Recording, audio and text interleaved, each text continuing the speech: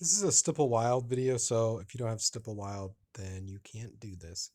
All right, I'm going to explain quickly how I make these vertical and horizontal line drawings. As you can see, they can be kind of intense. All right, I'm going to launch Stipple Wild.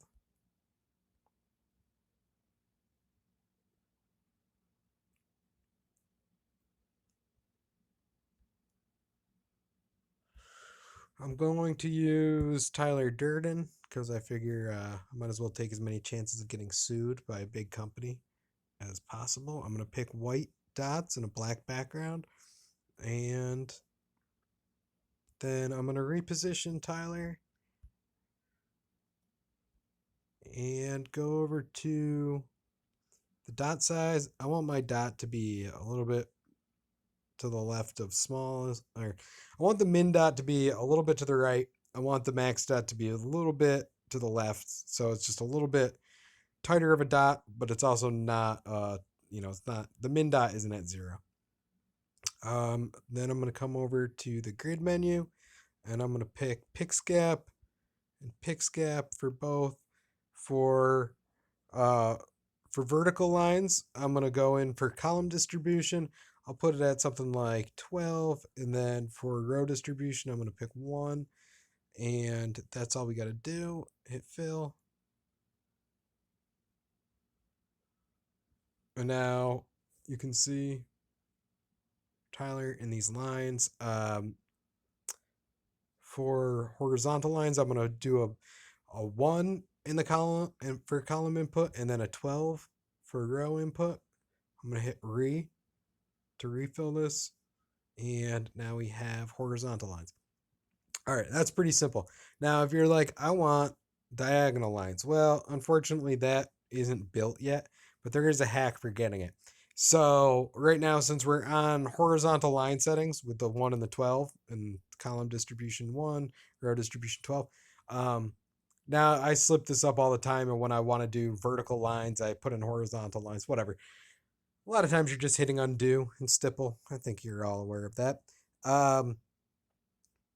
So right now I want to get somewhat diagonal lines.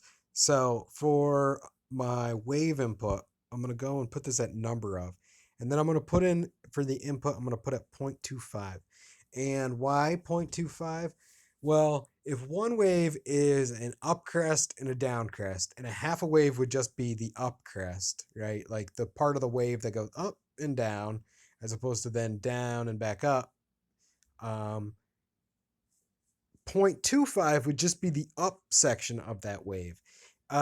So if we're to hit fill with 0.25, let's watch, see what happens. You'll see that we have a it's a slight curve. Now let's turn that amplitude. We're gonna put that way up, something like 600. We're gonna hit re. All right, and now this makes diagonal lines, but they're curved waves. And you can see I'm gonna put screen lock on, and you can see that this wave, if you were to see this full wave after this screen, it would start to go back up. So now I'm going to put in zag y, and we'll hit go again, and now we have diagonal lines. Now you say, well, this kind of sucks because half of the image is cut off, and I'd say, yeah, that does kind of suck.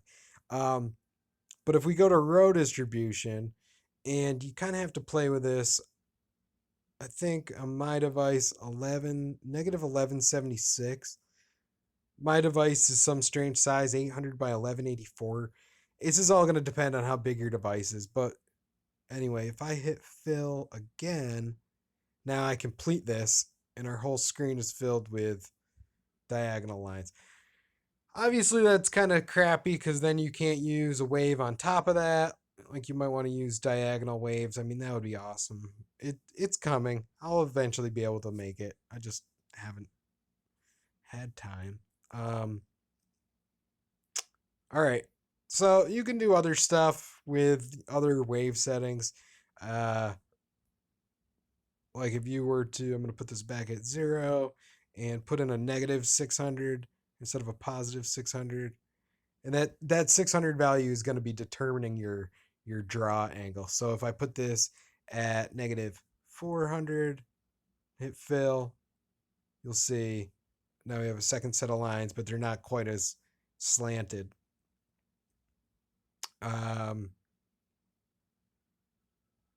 If I were to put this at negative 200, we'll see that they get less slanted. All right, so none of this stuff is all that great, but it is a way to achieve your goal if your goal is diagonal lines. All right, thanks for watching. Thanks for using Stipple. If you come up with something cool, send it my way. Thanks a lot.